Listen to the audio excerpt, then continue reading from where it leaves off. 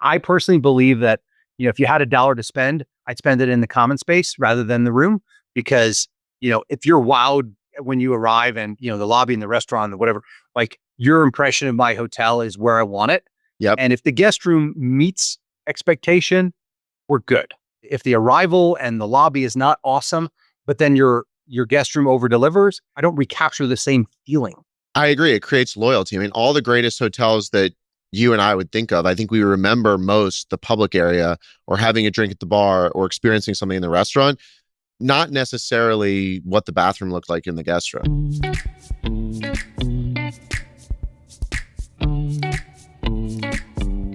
So Greg, you've probably bought, I don't know, close to 50 hotels. You've seen multiple cycles. Personally, going through the pandemic and observing everything that took way longer than I thought would ever take to correct. And sitting here today, I think there's been just massive changes in the hotel industry. A lot of people's kind of mental models for how they invest are completely blown up. Some know it, some don't. Maybe you can just talk about like what you think has systematically changed in the hotel investing landscape just to kick us off through this period. It's certainly been an interesting time period in the history of the industry. I guess a couple things come immediately to mind. The first is how incredibly resilient the travel and leisure industry is. At every, and there's been a number, right? But at every major event, going back a ways, 9/11 global financial crisis, and then of course the pandemic, there was this view, propagated by certain folks in the media and whatever, that like travel was done, people were never staying in hotels again, and each time our wonderful industry comes back stronger than ever. And so it's just fun to be a part of that and to see us come back out, so to speak. In terms of what's different, I think that going through the pandemic, obviously on a human level, was incredibly tragic. But from an industry perspective, the real hard part for me was the impact on our line level employees, right? Because we went, hotels went from 80, 90% occupancy to zero, in a matter of days. We had to obviously reduce the staff down to a skeleton crew. And those folks don't have much in the way of a safety net or a cushion. Many of them had to find other jobs as best they could. So we lost them from our industry. And so I think when there was the revenge travel, if you remember that, in sort of 21, 22, all of a sudden we found ourselves with full hotels, but no staff. And that was obviously very difficult to manage through operationally, but I think it really highlighted the importance of those employees, the importance of taking good care of employees during difficult times. And what was interesting, as every hotel company struggled to ramp back up, not surprisingly, the companies that treated their employees the best got employees back the fastest. And so I think it's always important that we never lose sight of the human element of what we do every day. What changed from an investing standpoint? I think it just made everybody more cautious. The Peregrine Hospitality, KSL Capital, where I used to work, are long-term players in the hospitality space. And so they have the benefit of taking a long-term view. There are a lot of people who get in and out of the hospitality space just as a part of an overall investment strategy that might be a bit broader. I think it was a pretty bumpy ride for those folks, and many of them have left our space because of the volatility in it, and they've decided to invest elsewhere. Selfishly, I think that's a good thing. More room in the sandbox for us. The other thing that, when you're making an investment in a hotel, you're running a base case scenario. What do we think is actually going to happen? But then I think it's prudent to then run other scenarios, particularly on the downside, to say, what could go wrong? What are the reasons this investment might fail? And everybody's view of the inputs into that part of the model have gotten more acute, right? And so, it's not a 10% drop, it's a 20, 30, 40% drop. And, what is the point at which, we're coming out of pocket with additional equity to cover a mortgage payment or whatever. So the stress testing, I think, is one thing that's gotten particularly more rigorous. The other is recognizing that diversity of demand drivers for a given hotel really matter, right? So we had certain hotels that were empty. We had other hotels that were full because of their location, their proximity to government agencies, their proximity to medical, proximity to education, which is some areas we really like to invest in from a geographical standpoint. And so it helped to refine the geographical component of the investment strategy, I think, is another. How do you reconcile that diversity of demand point of view, which I agree with and is important for us as well, with the fact that a lot of these resorts, which you also own, invest in, and operate, have very limited diversity of demand. Maybe they have some group there, but a lot of them thrived. And even some of the smaller, more leisure oriented hotels just got into a totally different atmosphere from where they were a rate perspective and an occupancy perspective, and it's just leisure. So, how do you balance both of those things? Yeah, so great question. I would say, we have had a bias towards leisure-oriented travel versus corporate-driven for KSL Capital in its own way for 30 years, and that's served them very well. I don't remember the exact statistic, but I want to say it's plus or minus 70% of the travel room nights that go into sort of upper upscale and luxury are driven by mass affluent consumers. And so that population is college educated. They tend to have, economic reserves in the way of savings. They tend to have discretionary income. And, as we've seen the psychographics change over the last 10 years, maybe a little bit longer, their prioritization on recreation and on experience and spending quality time with friends and family has gone from important to very important. And I think the pandemic actually reinforced that for a lot of people. And so many of our resorts were the beneficiary of that. When you look at the resort space in total, it can mean a broader, sort of broad array of different hospitality assets. We have also tended to focus on hotels and resorts where there's a very strong drive to leisure. So this is not a place you need to get on a plane. This is something you can drive to. There's major population centers within 2-3 hour drive. And that also really helps from a resiliency standpoint.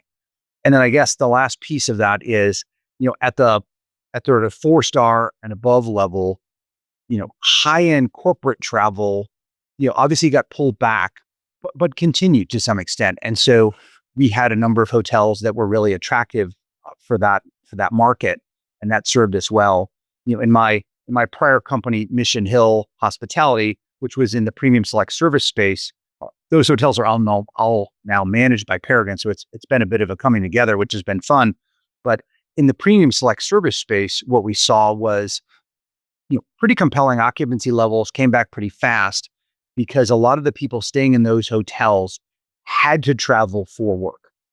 So, you or I can do a Zoom call or attend a board meeting or a financial review or whatever, in our cases, from the comfort of our home office. If you're a traveling nurse, if you're managing a construction project, if you're setting up the technology infrastructure for Target, like you have to be physically on the ground. And Yep. you have to be present to do your job.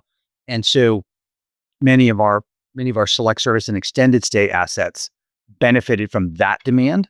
At universities where they were reducing density within the dormitories and using hotel rooms to do it is another example.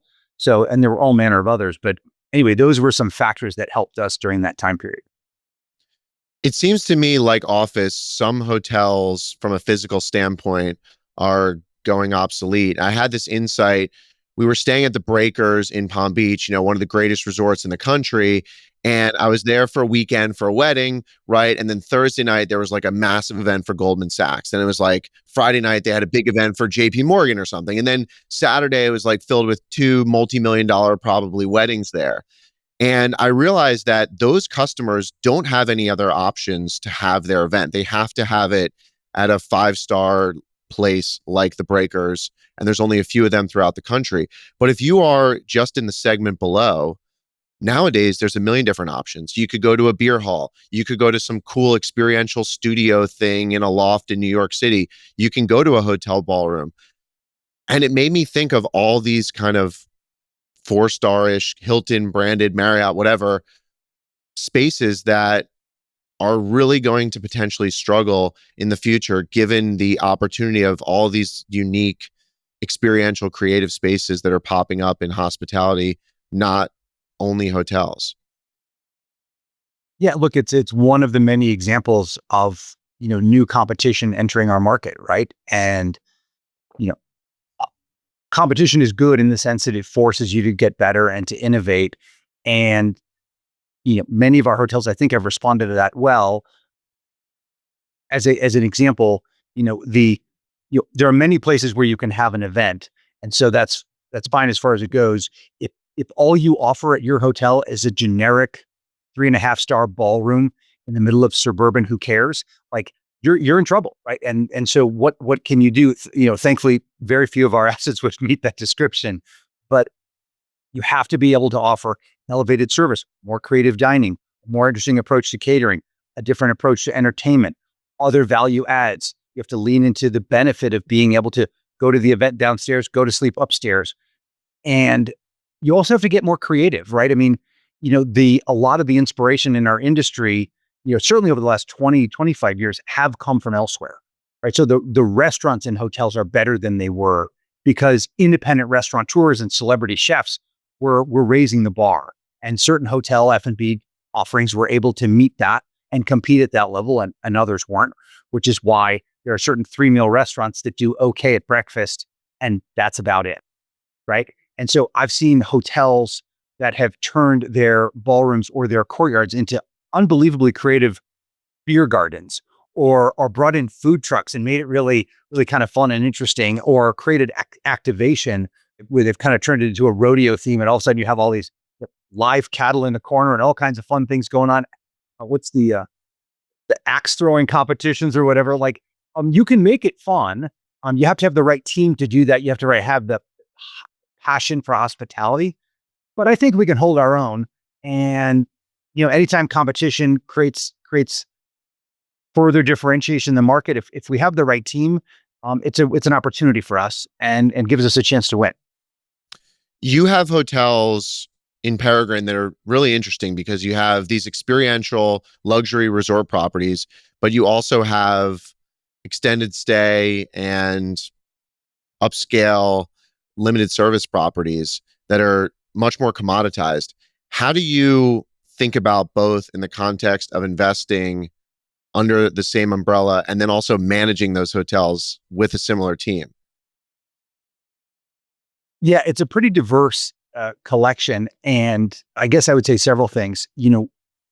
That makes us a really attractive employer. People who are looking at their set of options, I think really are attracted to the diversity of the properties that we have and the ones we're likely to acquire. And so if you're a general manager kind of coming up through the ranks, you have the opportunity to work at one of our smaller hotels and maybe someday climb the ladder and be the GM of our Silverado resort in Napa Valley or whatever we own at the time of that level. From an investment perspective, to get to the heart of your question, KSL developed a really compelling playbook, geez, 20, 30 years ago, when it came to maximizing the value of large, operationally complicated resorts. And some of the assets they had back then were truly iconic. You mentioned the Breakers. They never had the pleasure of owning that one, but think Arizona Biltmore, Grand Wailea, like that level of battleships, right? 27 holes of golf, 36 holes of golf, 8 restaurants, spa, like membership, fitness, everything. And they were really innovative in figuring out how to maximize the profitability of every single business unit within that overall resort campus, and how to maximize, the productivity out of every square foot of real estate.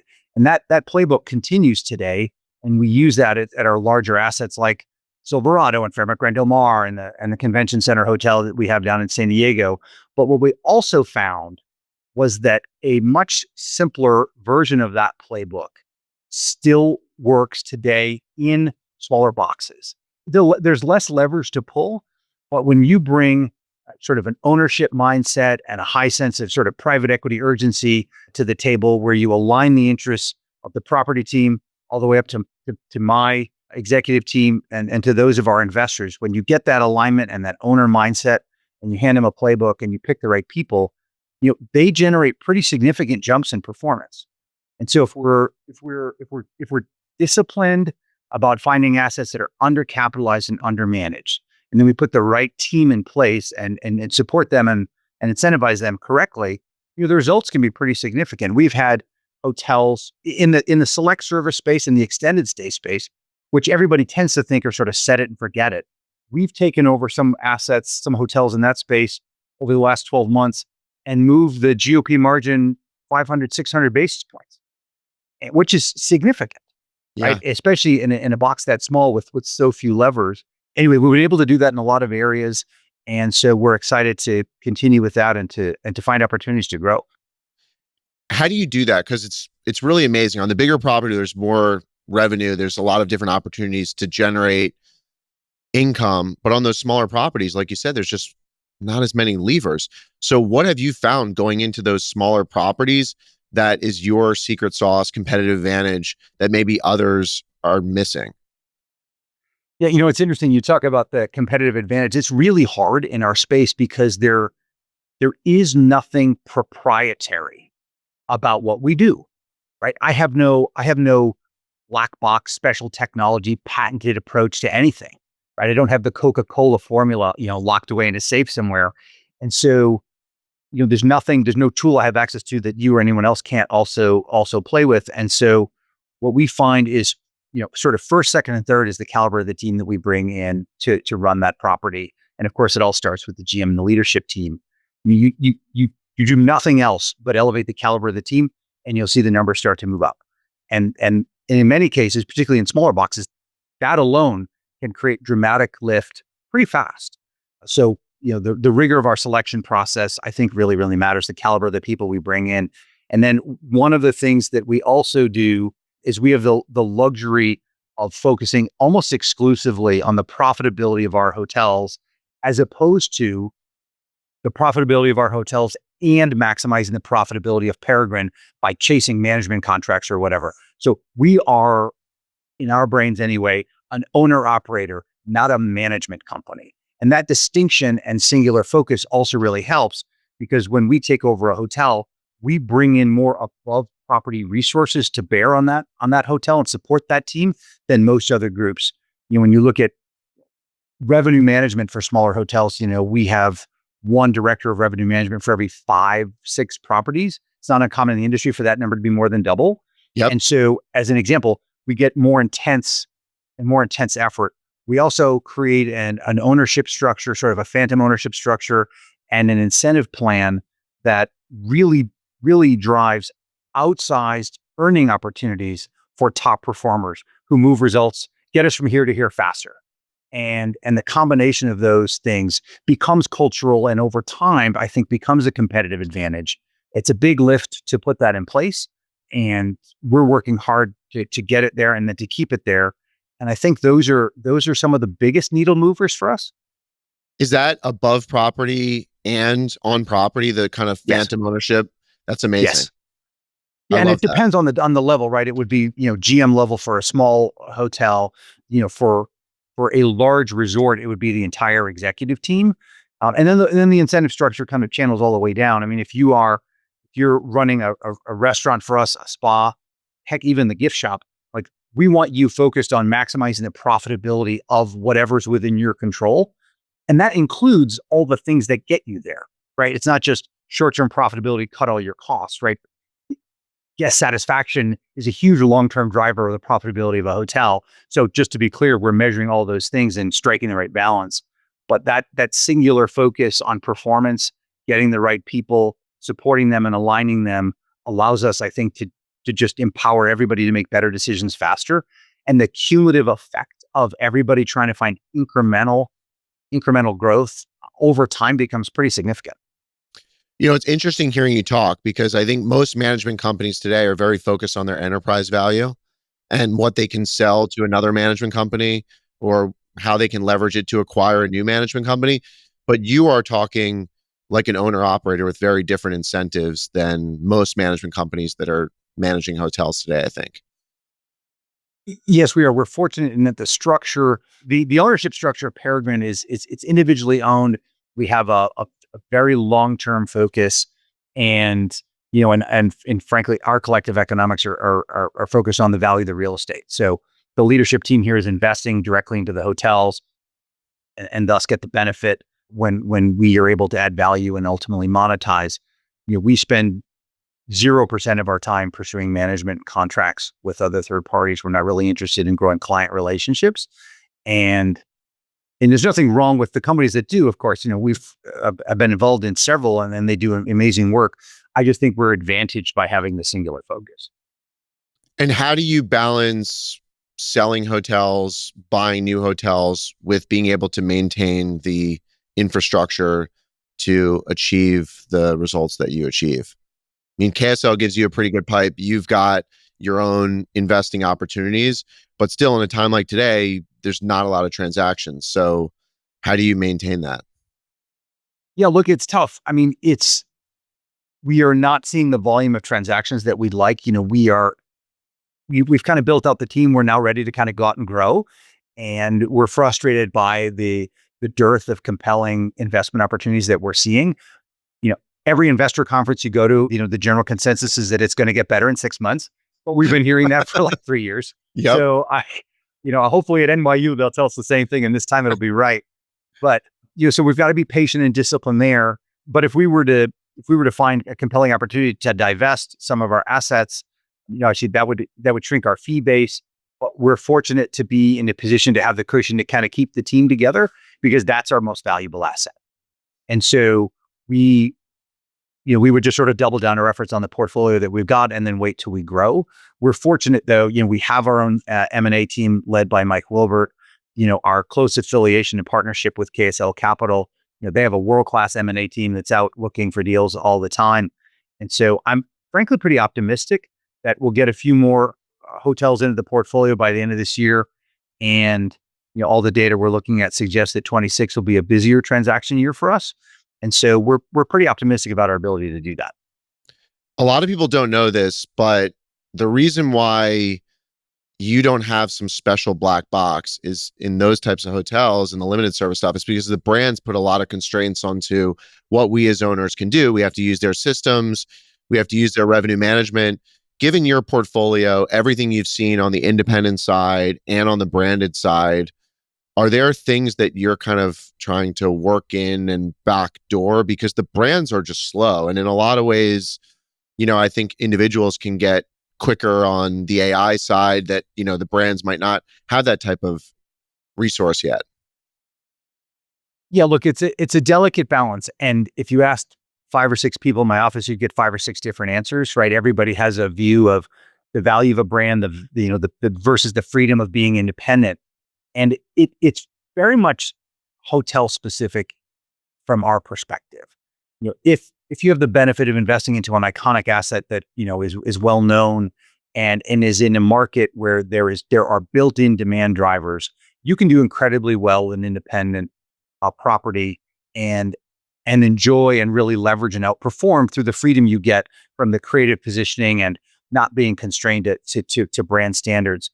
On the other hand, we wouldn't all be paying franchise fees if we didn't think there was a value to that, right? When you hook in to a Marriott, Hilton, Hyatt flag, and you get the benefit of that pipe that's bringing reservations and, putting heads in beds, it's valuable. I think, the winning formula is to have a constructive relationship with those brands to obviously to sort of color inside the lines on the things that really matter from a brand standard perspective, but then find avenues to outperform. And, Courtyard is one of the most prolific brands in the Marriott system, just to pick on one.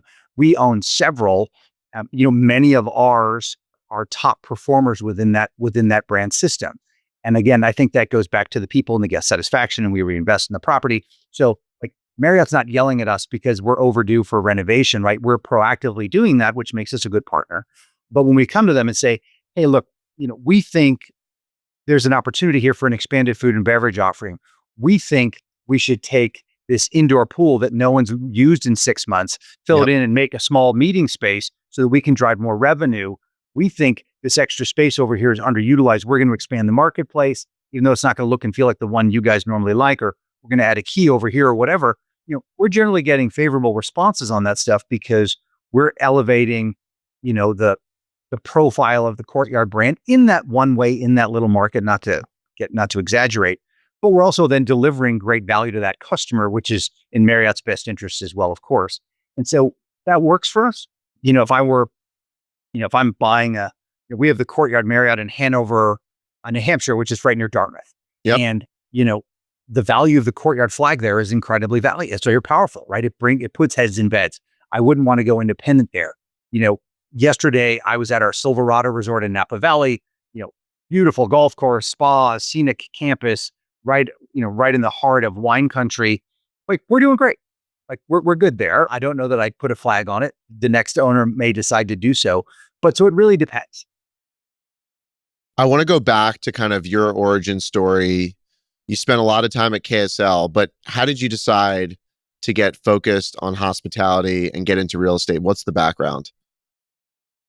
Yeah, I wish I could tell you I had this brilliant plan and it worked out exactly as I thought, and here I am. It was more dumb luck than anything else. In my 20s, I had a bit of a circuitous career path and made the smart decision to go back to business school and kind of retool and relearn, and decided I wanted to get into real estate investing. I developed a really strong interest in that. Worked for a global real estate private equity group in Chicago as an associate there for a few years, and really enjoyed it. And through a friend of mine, uh, I developed a little bit of an understanding of hospitality. He was kind enough to introduce me to Lawrence Geller, who, as you may recall, was the founder and CEO of Strategic Hotels and Resorts in Chicago. An iconic figure in our industry, to be Yep. sure, and a bit of a character as well. It took me 6 months to get 20 minutes on that guy's calendar. And his executive assistant, Sherry, was a complete doll, and kept telling me, "Don't worry, keep calling back, kid. Like, we'll eventually get you in." And so I sit down with this guy. He comes running into the room. "Who the hell are you?" And I start explaining myself. And, I get 20 minutes of really, really nice career advice. And I'm just so impressed with this guy that I take my shot. Meeting's clearly over as he's like standing up. And I'm like, "By the way, Mr. Geller, like, if there were ever an opportunity to work here for you, I'd be really interested." And he looks at me and he says, "You seem like a nice kid, but you don't know shit about hotels." And I was like, "Yeah, but I'm smart and I'm hardworking and I'll do whatever." And he's, "Yeah, yeah, yeah. Well, let me tell you what. I'll walk you down the hall and introduce you to our chief operating officer. If he wants to hire you, it's fine with me." End of meeting. And I'm like, "Okay." So I go down the hall and I meet Richard Moreau, who ended up being my boss and my mentor and a very good friend. And he basically said to me, "We have all these random projects that no one wants to do around here. And yeah, I could use an MBA type, or I think he called me a propeller head, to figure this all out. And if you do that, we'll teach you the hotel industry." And I was like, "That seems like a good deal." Now, this was middle of 2006. I had a 7-month pregnant wife with our first daughter, and obviously had no idea the global financial crisis was coming. So that was it worked out, but that was not a brilliant career move, just given the risk profile. 18 months later, the stock craters. They lay off like 2/3 of the workforce. I was making so little that I didn't really move the needle on their payroll, and so they kept me around. And the next thing you know, I'm running asset management for Europe, and Wow. several hotels in the Chicago market, because they just had no one else left to do it. And it was baptism by fire. Richard was great, and needless to say, I learned the hotel industry. And then he and Lawrence actually put me in touch with KSL Capital when they raised their second fund, which is how I ended up getting the job for them. And kind of here we are. It was a crazy journey, and I just absolutely fell in love with the industry. For those of your watchers and listeners who aren't in the hotel industry, get in. It's the best industry in the world. It's way too much fun, and it's been a love affair for me ever since. Do you have a story from the time at Strategic that can encapsulate one of your greatest learnings and takeaways from that experience? One that comes to mind, we were in a meeting. I guess two parts to it. Early in my time there, I'm in Strategic had these beautiful offices overlooking Lake Michigan, and I get one of the senior guys. I had a bunch of big brothers there. One of them like grabs me, "Hey, you got to come to this meeting." So I go into the conference room and we're meeting with, like, I think it was like Gensler, one of like the top architectural design firms in the world. And they're laying out this beautiful renovation plan. I think it was for the Ritz-Carlton Laguna Niguel, and uh, which is an iconic asset on the Yep. coast of California. And it's just absolutely good.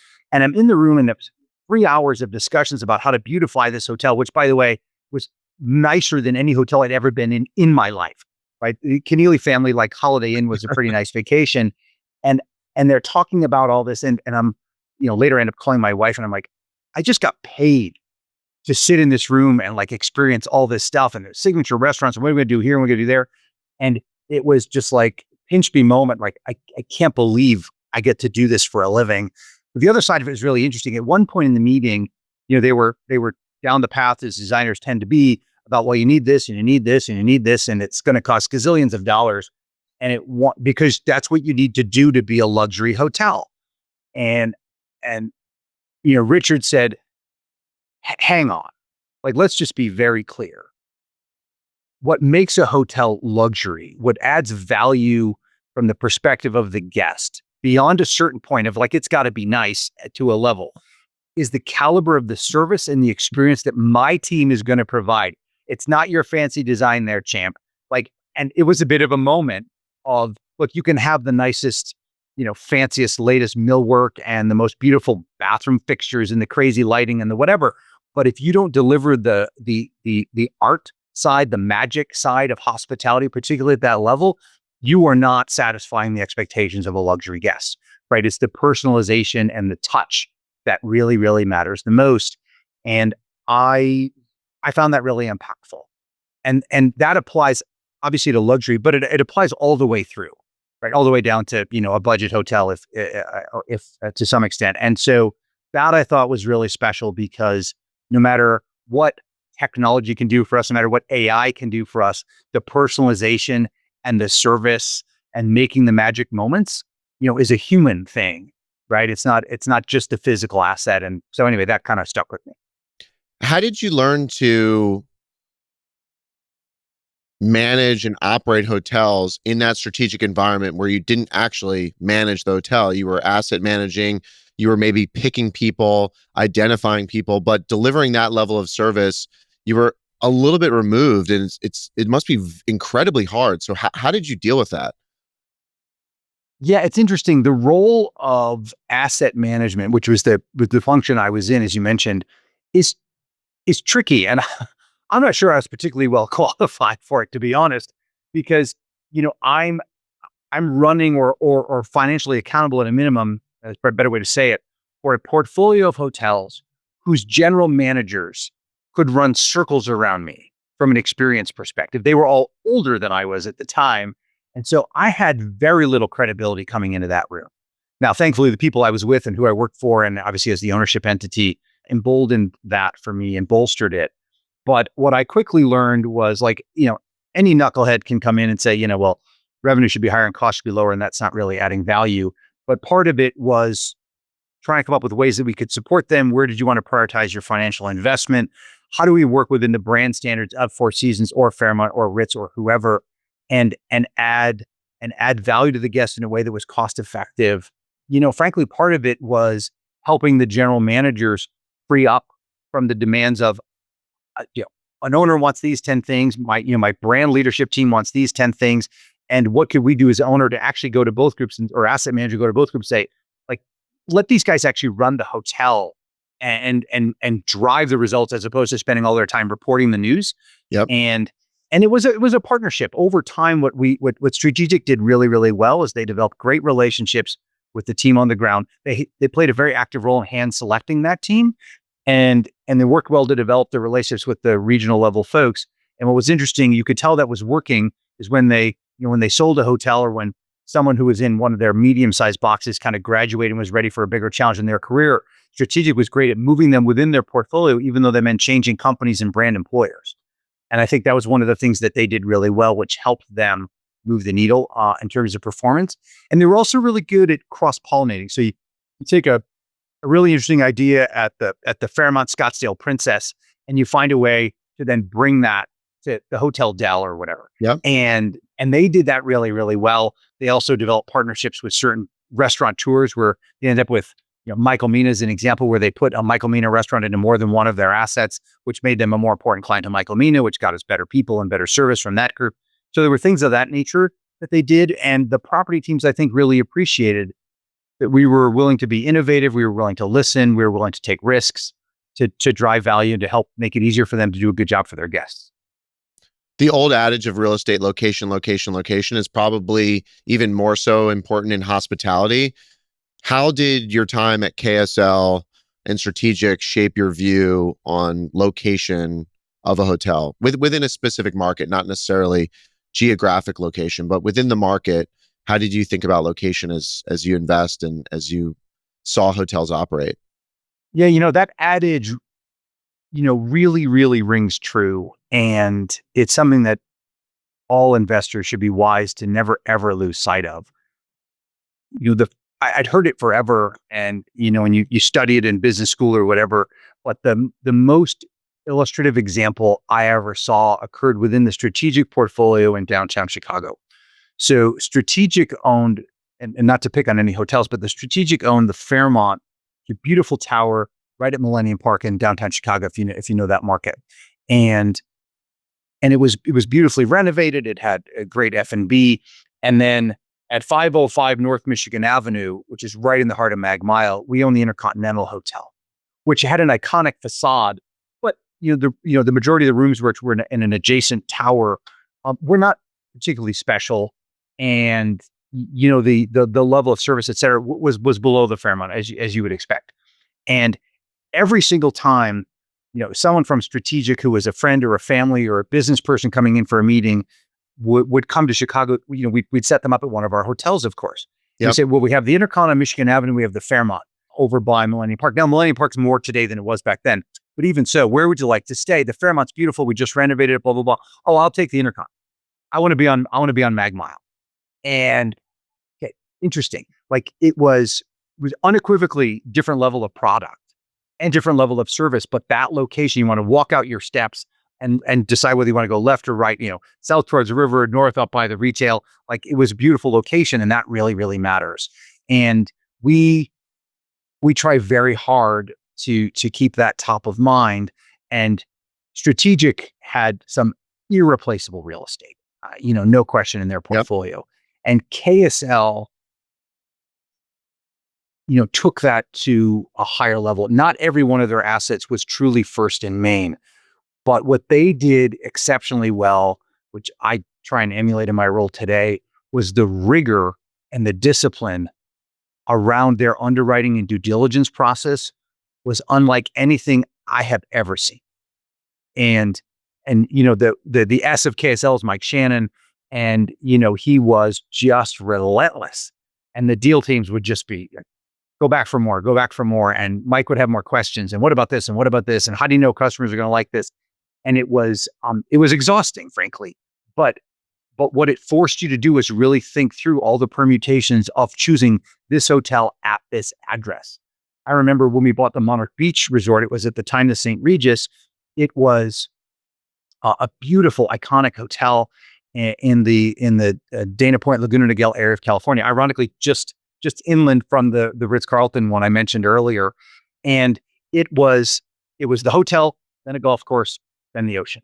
And Mike was very concerned that we were not on the beach. Right. And what does that mean? You can't, certain rooms you can see it, but it's in the distance. The Ritz and the Montage, they're on the water. Like, how are we going to compete with them?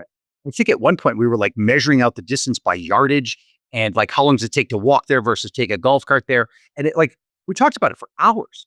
And it was just an example of like that rigor that KSL brings to things. And they do it in every other area, not just on the specific location, but it really forces you to think that through. And, if you're going to be in a B location in a given market, well, why are people going to come to my hotel? Do I have something? Do I have the better restaurant? Do I have the better rooms? Do I have a better view? Do I have better service? Like you really have to think through how you compete if you don't have first and main. And it's harder. And that first and main location, if you can get it, is an insulator during soft times, right? Because people will, sort of the flight to quality plays out. And so you never regret having the best address. Sometimes you have to pay up for it. And that's the moment of truth when you have to make that decision. With that level of rigor, how did you get to conviction then? And how are you getting to conviction now? Because it's, with so much rigor, you could eventually just do no deal, right? So at what point does it work?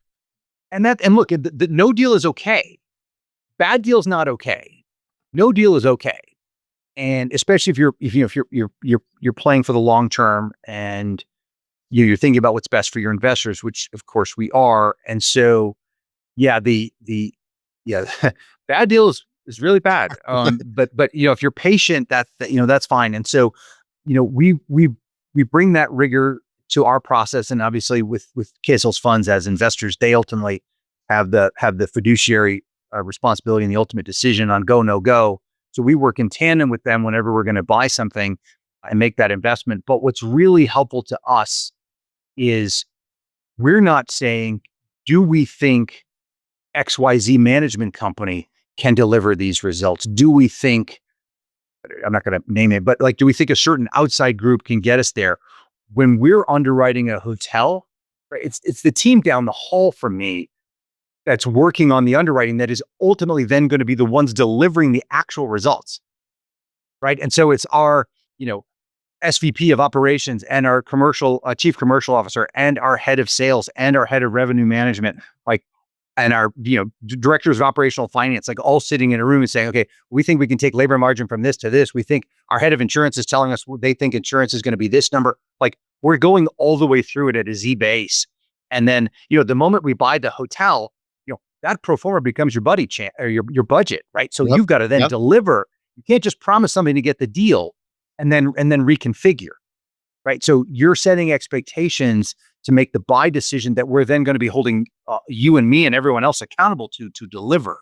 And so that, again, that singular focus and that alignment really matters. And it gets rid of sort of the fanciful thinking pretty fast because, because your feet are going to be held to that fire, the day after we close. Hotels, I think, are the most complicated form of real estate. And it's a little bit of a biased question, right? But is vertical ownership and vertical integration the best way to own a hotel? Because you've seen it from the strategic side. You've seen it kind of a little bit from the private equity side on KSL, and there was probably some vertical integration there. REITs right now are in a lot of trouble, depending on if you follow the stock, and that's the measure of the value. It's really troubling to know how to own a hotel today based on everything that's gone on. And is your model the best way? Well, I have a pretty strong bias on this one. You're biased. I would say absolutely it is. Look, I have friends leading some of the publicly traded hospitality REITs, and it's a tough job because you are held to a 90-day cycle, right? You're held accountable to 90-day results, and the whims and of the public markets impact your ability to buy, to sell, to reinvest capital into assets that require it. And so, and in every quarter, you've got to report out results, and then have hotshot analysts who in many cases don't really understand your business day to day, trying to criticizing from the cheap seats, but with a pretty big megaphone. And that's got to be incredibly frustrating. We saw when I was at Strategic, we saw, Lawrence and Richard and the rest of the leadership team, pushing hard to do what was best in terms of long-term value creation. And Wall Street didn't always agree, and that was painful. And so, I think that, because of the volatility in the hotel space, because of the capital intensive nature of it, that you are best in a private market with an investor who understands and is aligned with you on long-term value creation. It just fundamentally creates for better decision-making, in my opinion. And then, the owner-operator model, I believe, is optimal for achieving the best financial results on the hotel P&L. Now, there are lots of reasons why certain investors are tax advantaged by going through a REIT structure, which requires you to bifurcate that. Only our the brilliant architects of our tax code could come up with a scenario where you might invest $1 billion into real estate and then hand the keys over to a total stranger to run for you. So, before that structure, right? I mean, the guy whose name was on the building was the person who raised the capital to build it and to own it and to run it, right? Think, Conrad Hilton or JW, right? So I'm biased towards that. I think it's much as a recovering asset manager, I will tell you, it's much easier to be fully aligned with an operating team and on the same side of the table trying to figure out how to maximize the value of this hotel than, I'm representing ownership and you're the third party management company. And this is the brand over here who wants their fees and their brand standard. That triangle of friction, has a lot of cost in it that just is, that doesn't add value. And so, I think the owner operator model works best. I think the franchisee model can be great when it's done right. And so I definitely have a strong bias on this one, but we see the results of it at Peregrine, and I saw the results of it at KSL Capital, and I'm a pretty firm believer. What kind of rigor or approach did you learn from KSL on the sales side? You talked about on the buy side, but how did they think about it on the exit side in terms of optimal timing, when to sell an asset? Yeah, that's tricky because and you know this as a hotelier yourself, you're never done, Yep. right? No matter where you are with the hotel, there's always something else you can be doing to improve it. You've done the renovation, everything's great, and you're like, yeah, but geez, I think we can take that extra space out there and turn that into like an outdoor event lawn. And I think there's an opportunity to reconcept the restaurant. Maybe we should do that next year or whatever. Right? There's always something. It's a living, breathing thing in a lot of ways, and so you're always looking for ways to improve it to help it grow. And so it requires real discipline to say we've executed our investment thesis. We've added the value we came here to add. We've achieved an acceptable or above acceptable threshold return. It's time for us, assuming the markets are favorable, like it's time for us to exit. And in an ideal environment, we're exiting, at a number that's above our target return, and we're leaving some value add opportunity for the next guy because that makes the investment attractive and is going to generate lots of investor interest. Right. And so if you've truly gotten everything there is out of it and there's nothing left to do, truly nothing left to do, which is hard to imagine, but it's, I suppose, the case in certain hotels. The buyer pool is smaller. And so you've got to thread that needle. If we did our job, we've taken it from here to here. But now you, Mr. Buyer, can elevate it even further over your 5 or 7 year, 10 year, whatever it is, hold period. And so that requires financial discipline, but frankly, a fair amount of emotional discipline as well. Because I don't know about you, but like at a certain point, I fall in love. Like I love this hotel. Like $100%. I'll of course do the right thing for the investor, but like I'll be sad to see it go. I'm going to Yep. go buy like 2 more golf shirts with the emblem on them before I sell because I just want to have the memento, right? So it's art. It's not like a boat. They always say with a boat, the best 2 days, the day you buy and the day you sell it. Hotels are like kind of the same, but kind of different actually. And it's nice to go back to a hotel you've sold once you don't own it anymore. When you were launching Mission Hill, which eventually became Peregrine, I think you acquired like 33 hotels in 2 years or something. What were some of the challenges you encountered in that level of acquisition over that period? Yeah, it was pretty fast paced. From early 2020, we technically started in late 2020, but early 21, we closed our first deal. We closed our last one, I guess, towards the end of the summer of 23. So whatever that time period is, roughly 3 years. We bought 33 properties, and that's a pretty fast clip. And so there were several things working to our advantage, right? There were you're coming out of COVID. The select service investable universe is really large, and was quite active at that time. There were a lot of regional and local owners in the select service space who were struggling with debt service, were struggling with how much they had to put in to keep it going during COVID, didn't necessarily have the balance sheet to do the upcoming renovation or PIP that was required by their franchisor. And so there were motivated sellers in the marketplace. And as we talked about earlier, there were a lot of people who had just decided, I'm out of hotels. Like they rode COVID down, Yep. like this is terrible. I got to get out of here. They were sellers as well. And the buyer pool was really limited. Mission Hill, as a direct portfolio company of KSL's fifth fund, was very well capitalized and could win in a bidding process. Many we got off market, but even in a competitive bidding process, because we were incredibly credible as a buyer. We were offering all cash. Obviously, we financed them, but we could offer all cash and we could close relatively quickly. And so we were a very compelling buyer, which was a huge advantage for us. And so we also, scaled up a really strong team really quickly with a lot of select service expertise and a lot of relationships. And so we were able to generate a pretty big funnel of potential investment opportunities. And then with a lot of resources from the KSL Capital's acquisitions teams, we were then able to apply the rigor and the discipline. I think we ended up, it was like 2 or 3% of the deals we evaluated, we closed, just to give you a sense for like Wow. the sheer volume that we put through the screening process. And so it was a big effort, but we had a lot of people working on it with a lot of great experience. And, we got to critical scale pretty quickly, and we put together, what I think is a really strong portfolio. So KSL, I think, has entrepreneurial roots, but it's a real institutional blue chip firm, big time. You basically started an entrepreneurial venture out of that. What were the things that you wanted to take from KSL, and what was important to you to kind of pave your own way in a more entrepreneurial style as you built the platform?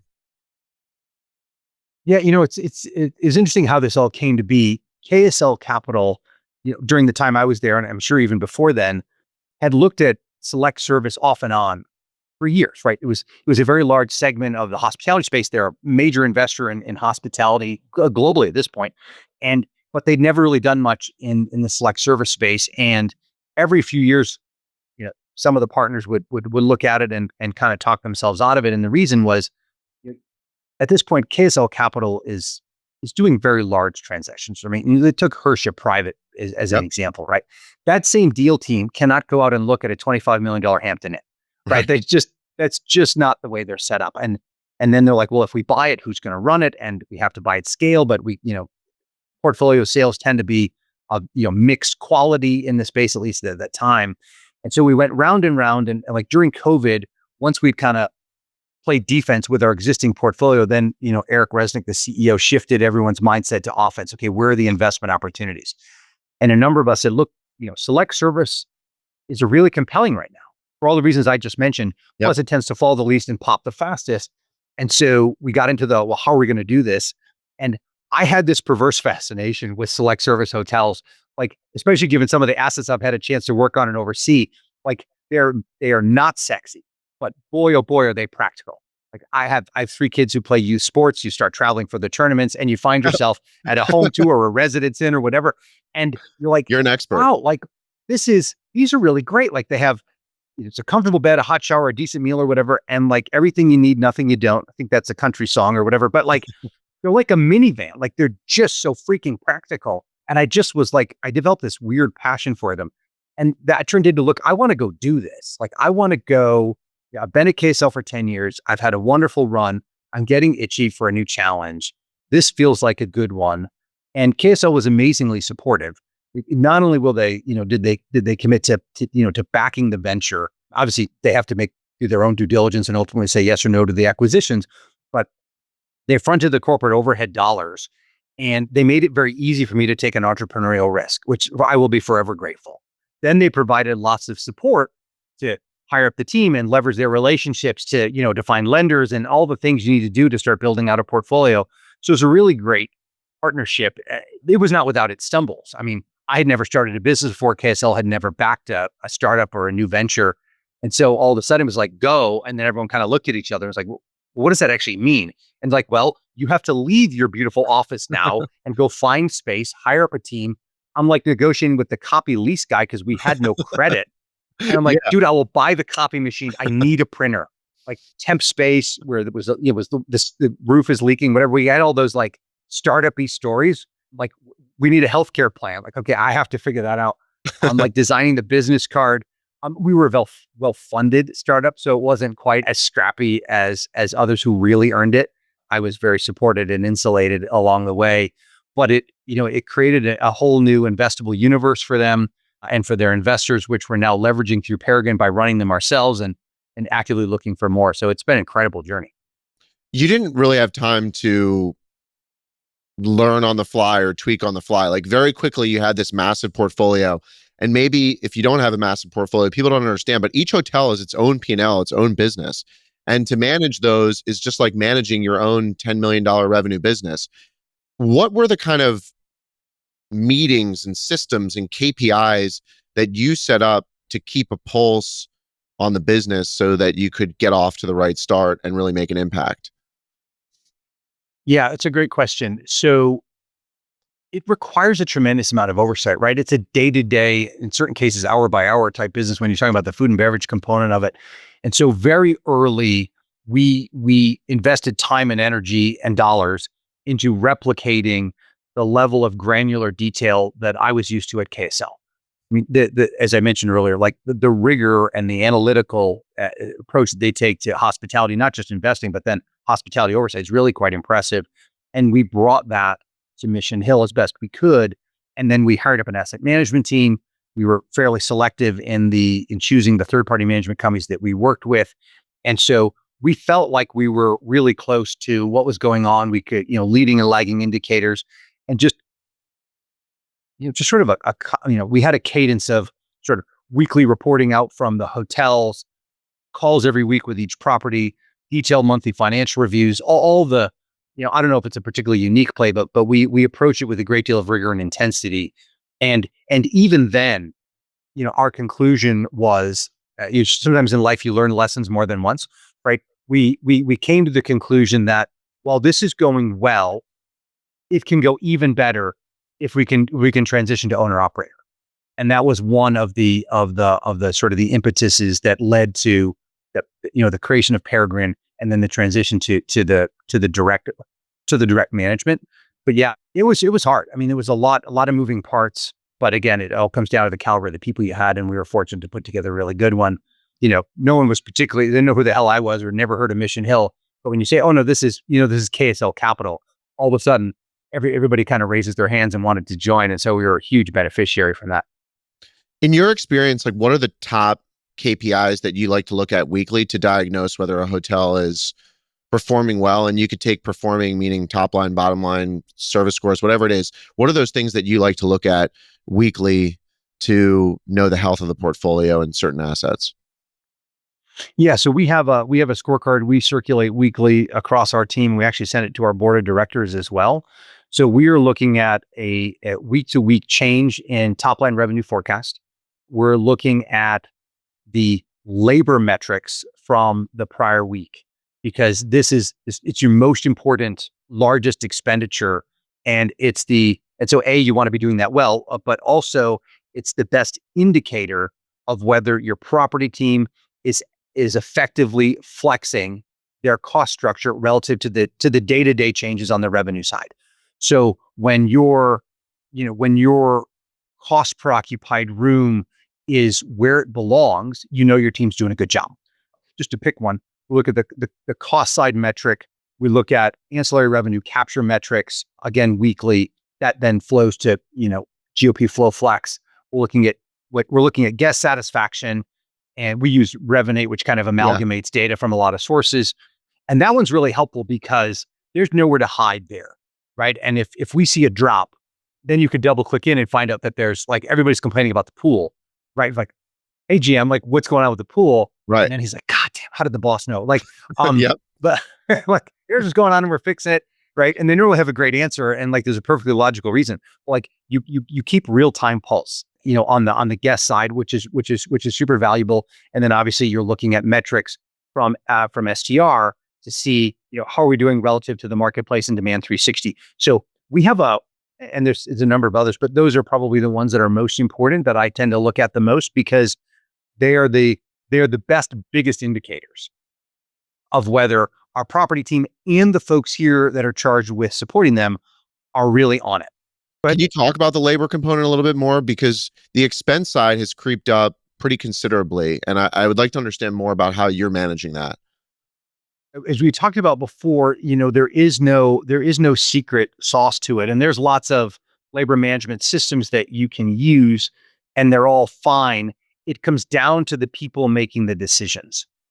And so, by way of example, we've taken over, you buy a hotel, or in certain cases do a management transition, and all of a sudden you ask for the housekeeping schedule, just to pick. Yeah. And you see that they've got the same number of people scheduled for the same number of hours every single day.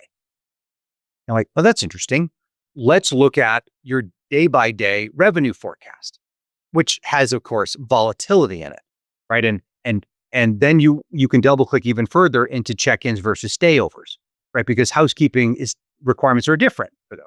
And then you start asking well, why are we scheduling the same number of hours of labor when we're projected to be 60% occupancy on this day and 90% occupancy on this day.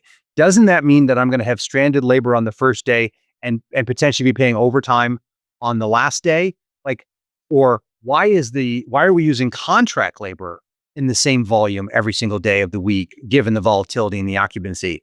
And in many cases, it's because the people doing that work simply have never had the training to understand how to do it better. So they're well intended, they just don't have the skills. So it's, is it a skill issue or is it a commitment issue? I.e., you just don't care and you're lazy, whatever. Like, so we're trying to bring in people who can do that with vigor, or take somebody who's well intended and is perfectly willing and give them the education, the tools to do it. And then we're having conversations weekly. We're reviewing that schedule live. What's actually happening in your business, right? The big group canceled. Did you cancel the food order? Or did you wait to do that and now that food's here and you've got to keep it and some of it's going to spoil or whatever? Yep. So it's a lot of the day-to-day stuff. Our industry is, we're not in the biotech industry, we're not in the aerospace industry. Like it is the diligent, rigorous application of common sense that gets the job done. It's just about hustle. And so, we talk from a recruiting standpoint, we want people who are honest, smart, and hungry. And if we get those people and we give them the right tools and support, they tend to do great. And our industry creates a lot of upward mobility and people are attracted to that. And that's kind of how we go about it. I want to transition a little bit to the resort and experiential side of your business, because that's been a very intentional approach with Peregrine. What is your view on independent experiential lifestyle resorts, and how is that informing where you plan to invest over the next few years? Yeah, we have a bias when it comes to the luxury level. We have a bias for independent. And the reason for that is that, most of the luxury branded resorts are then also managed by the brand company. And while we have great respect for all of them, and they've developed incredibly loyal followings, rightfully so, and they deliver amazing experiences, there's some inherent friction costs, as I mentioned, between the management of that hotel, to do well profitably, but also to deliver brand value, for lack of a better description, and bolster the view of that brand in the marketplace more broadly, which results in customers going to other hotels of the same brand and spending money that, we don't have an economic interest in. Whereas when we do it on an independent basis, again, there's greater alignment. We would love nothing more than to be a franchisee of luxury hotels. I think there's tremendous value there. At this point, the bigger luxury players are reluctant to let go of that control, and I totally get it. Even so, I'd love to convince them to give us a shot. So when it comes to the luxury space, we prefer to control it, from beginning to end. I think we're good at, creating a compelling guest journey and creating compelling guest experience, but we're able to do it, I think, in a way that is also profit maximizing. And, by way of example, we're actively evaluating an investment or acquisition of I would call it a 4.5-star boutique hotel, relatively new build in a major market. And, I arrived there 11 a.m. on a Tuesday, and there were like 4 doormen, and there were like 3 people at each of the front desk kiosks. I'm the only person arriving or engaging during the entire time I was there for like 2-hour meetings in the lobby. And, a Peregrine run hotel would have scaled that down so that, an important guest arriving would have gotten all of the service that they needed, but that labor would not have been spent, right, to maximize, the profit of the property for the investors. That hotel has 3 bars within, I don't know, like 100-foot radius, by virtue of the way the layout is, with food and beverage and lobby and whatever. And on most nights, Jake, if you're staying there, you only need one place to go get your fancy smoked old fashioned or whatever, right? You don't need 3, and you surely don't need 3 all within close proximity. Especially 3 that are empty. You're setting them up, you're taking them down, right? And then the vibe is killed. So there are things like that where And this applies to every part of the business, right? You don't need, 20 massage therapists in your spa waiting for guests if you're at low occupancy and it's not a high likely, it's a Tuesday afternoon, and so you're not going to get a lot of local, right? There's tons of ways that you find to run tighter without compromising on the service. And that's one of the things I think we do well. Continuing on that line with that hotel, how do you think through your physical experience and what you can do from a CapEx standpoint in that property? Because service, while it's hard to change, you can change it, but some of the physical components, some of the design, you might have a different branding positioning. When you're walking into that hotel and you're evaluating buying it, how are you thinking about all of the design and brand oriented projects that you might want to undertake? Yeah, you really have to be judicious there because you can get sort of ideation run amok, and the next thing you know, like your budget is way out of whack, Oh right? yeah. And so where you and everybody enjoys kind of coming in and waving their arms around and talking about the art of the possible, but then you have to have the discipline, and KSL is very good at this, which is where I learned it, to narrow that down to what really matters to our guests, and therefore they'll be willing to pay for. And so when you have a hotel that has a very dominant design aesthetic, it's not practical to change it. Like you just have to go with the design intent that's there. But what you have to do is look on the margins for ways to improve that or supplement it or add it in ways that drive value. So if you've got an oversized lobby, there may be an opportunity to put in a marketplace or a little coffee shop. You've got to design it consistent.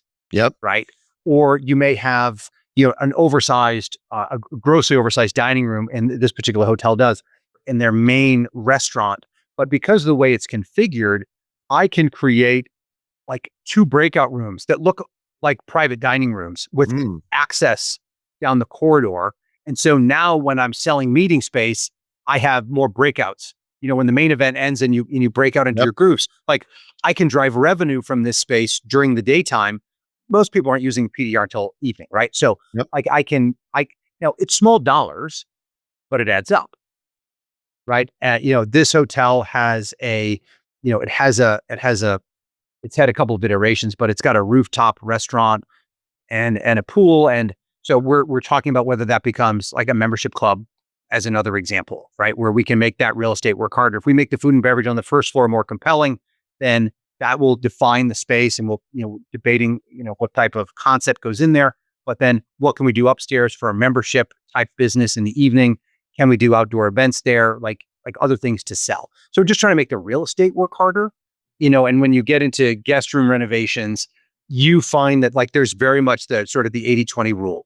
Like 80% of the 20% of the change is going to have 80% of the impact, right? And so that's where you really have to force the discipline. I personally believe that, if you had $1 to spend, I'd spend it in the common space rather than the room, because, if you're wowed when you arrive and, the lobby and the restaurant or whatever, like your impression of my hotel is where I want it. Yep. And if the guest room meets expectation, we're good. If the arrival and the lobby is not awesome, but then your guest room over delivers, I don't know that I don't recapture the same feeling. And so that's a judgment call. I'm sure there are plenty of people who disagree, but anyway, that's kind of my view on that part. I agree. It creates loyalty. I mean, all the greatest hotels that you and I would think of, I think we remember most the public area or having a drink at the bar or experiencing something in the restaurant, not necessarily what the bathroom looked like in the guest room. Totally. What I could not agree is more. your approach to food and beverage? Because you're obviously doing all these resorts. You probably manage some of the food and beverage operations. Maybe you outsource some. What do you do in these various situations? Yeah, every hotel is different, of course, and you've got to be mindful of sort of sense of place and having it be consistent with the positioning of the asset. We've had a number of examples, over the course of my career where you can bring in a true, signature restaurant that really elevates. As an example, we own the Fairmont Grand Del Mar in Del Mar, California. And that's Fairmont managed. We sort of asset management through our relationship with KSL Capital, and that has Addison, which is a Michelin 3-star restaurant, which is a pretty big deal. Yeah. And while that hotel on its own is an iconic resort and absolutely beautiful and has all the things, having that restaurant with really elevates the positioning even more and creates something that's a competitive differentiator, competitive advantage. That's probably I think that's definitively the most elevated restaurant that I've ever been even remotely associated with. It had nothing to do with setting it up or bringing it in. I'm just highlighting it as an example. In a lot of our others, we're looking at making, even if it's a basic 3-meal restaurant, we're looking at ways to make that work harder. And so there are ways to make that more compelling to the guest, because in a lot of markets, you maybe get them for breakfast and then they leave. Yeah. Right. And people don't want to have like steak or lobster where they had scrambled eggs. So like it's really hard. And so we've gotten creative with that. So in certain resorts, we create membership businesses where the members have access to that restaurant with preferred pricing and an elevated service, or maybe even their own designated space to create more revenue there. We're big fans of private events in restaurants, particularly during low demand times. Mm-hmm. And we're also, in certain markets, we'll actually change out some of the decor of the restaurant from breakfast to dinner. And so it feels like you're going to a different place in the evening. Lighting, candles, music, like presence or absence of tablecloths, like live entertainment or not, like certain things like that really help. But we want to make that restaurant work harder. And then there's, food and beverage, certainly at the bigger assets, we've got that then applies, of course, to B and C. So, banquet and catering. And again, creativity with new spaces. We're huge fans, just given some of the markets we're in, of outdoor space and building the infrastructure so that you can service that really well. And it's not like guys pushing the carts back and forth to the lawn. Like, you set up the infrastructure out there, you've got real restrooms and so forth. But then that can become some of your highest revenue producing space on the campus. So that's another example. Wherever we see enough demand, either through, foot traffic or just the sheer size of the asset, we're also big fans of the marketplace as a, sort of a grab and go. It's small dollars, but if you make that compelling, you can get $5, $10, in certain cases, $15 of additional capture per occupied room out of that space. And that's a huge win, right? They may grab the prepackaged Caesar salad or whatever, but they're doing that instead of going to a restaurant down the street. Or they're in there and they're buying the cute stuffed animal that we've got that's sort of thematically on target with the resort to bring home to their kid. And, it's extra spend.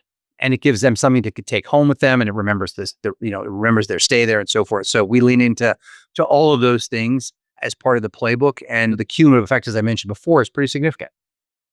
In the Peregrine version where you are now, you've talked a lot about your team and how impactful they've been. Are there some key roles that you've brought on for the resort and the lifestyle side that you think are big differentiators to allow you to execute on those types of assets versus more limited service types of assets?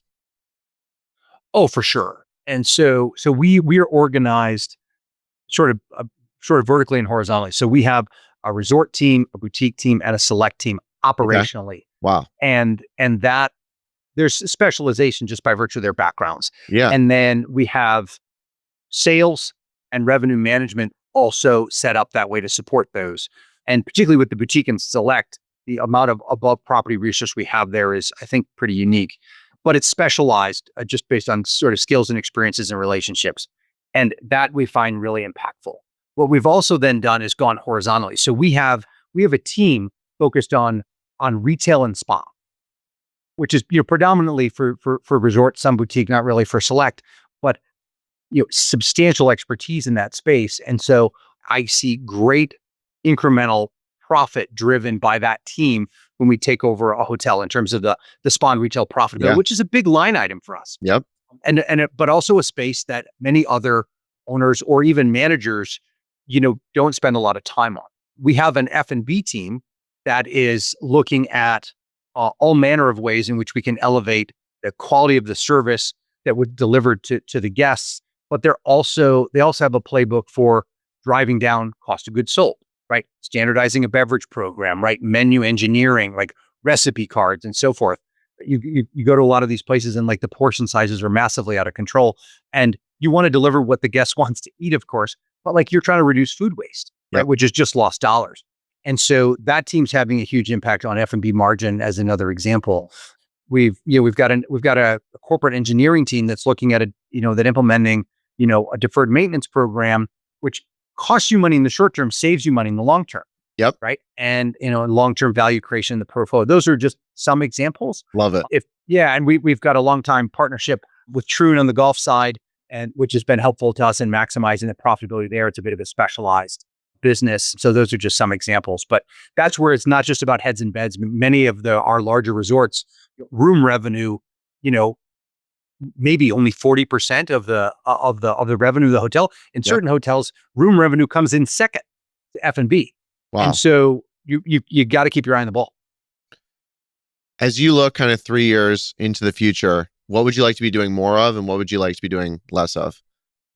Yeah, I'd love for us to be in a position where, the growth engine is really humming. I'd love to be doing less of is interviewing strangers. I think that if we're doing it right and we built out the culture and correctly, we built out the team correctly, we'll be having a lot more meetings about career development and internal promotions than we will about needing to interview to fill a gap. Yep. That would be a great outcome for me. I want Peregrine to be the place where the best in the industry want to come to work. And, I think we have, it's a bit audacious, I recognize, but I think we have a shot at that. So hopefully we have less gaps to fill in terms of personnel vacancies. But when we do, I'm hoping we've got a line out the door. Greg, asked all the guests on the podcast the same closing question. And outside geez. of your own portfolio, okay, I'm sure there's a lot in the portfolio, but what's your favorite hotel? Oh, no question. Ashford Castle in Ireland. Wow. Why? So I'm of Irish descent, and we did a big family trip a few years ago. My wife's half Irish, whatever percentage that makes our kids, but like 75. So we did a big family trip to Ireland for a few weeks. I've got a lot of relatives there. We spent a lot of time visiting with big Irish family, lots of cousins. But one of the things that we did was, I said, one of the best hotels in Europe is in Ireland. I'm in the hotel industry. I'm Irish. Yep. Like, we have to stay here. Yep. And my amazing and frugal wife, Shannon, was like, well, what does that cost? And I was like, it's below the line. Like, it's not in the budget. It's X budget. We're just going to do this. And we went there for 3 or 4 nights. And it used to be the Guinness family's vacation home on this beautiful lake. And it is the most unbelievable hotel. It's run by the Red Carnation Group, who did a gazillion-dollar renovation. And it was just spectacular. The arrival sequence, as we talked about before, was amazing. The service was unlike anything I'd ever seen before. But the connection, by virtue of it being in Ireland, made it extra special. And we got to do some amazing activities like falconry, which we'd never done before. And my family will never forget it. And I can't wait to go back. I love it. Thanks for coming to the podcast. I learned a lot. This is amazing. Appreciate you. Oh, my pleasure. This was awesome. Thanks, Jake. Hey, everyone. It's Jake here. Thanks again for joining me on this conversation. Be sure to subscribe on Apple Podcasts, Spotify, or YouTube. Lastly, don't forget to follow me on Twitter at Jake Wurzak. I'll see you in the next episode. Jake Wurzak is the founder and CEO of Dove Hill Capital Management. All opinions expressed by Jake and his guests are solely their own and do not reflect the opinions of Dove Hill Capital Management. This podcast is for informational purposes only and does not reflect or represent real estate, financial, or investment advice.